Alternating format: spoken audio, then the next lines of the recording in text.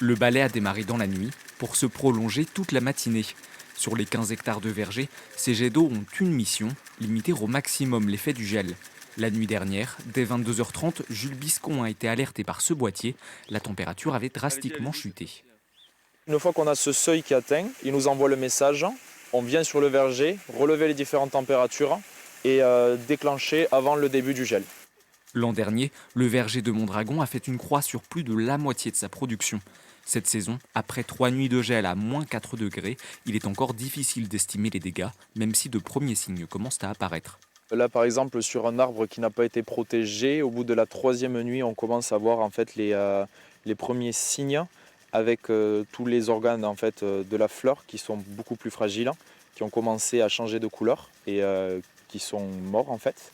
À quelques kilomètres dans le Gaillacois, le froid aussi s'est fait ressentir, mais impossible pour l'heure de savoir si le gel aura des conséquences sur le millésime à venir. À ce stade, les grappes sont néoformées dans le bourgeon, donc elles existent, les grappes, si on les observe au microscope. Et donc la gelée peut atteindre, parce qu'il y a quand même une poussée de bourgeon. Donc plus le bourgeon pousse et plus le coton qui le recouvre, en fait, s'amenuise, en fait, devient de moins en moins isolant. Et donc on est à un stade où on peut très difficilement estimer l'impact des températures négatives la nuit.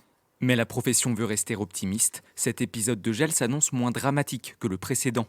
Sauf mauvaise surprise, les vignerons du Gaillacois devraient avoir de quoi s'occuper au moment des vendanges cette année.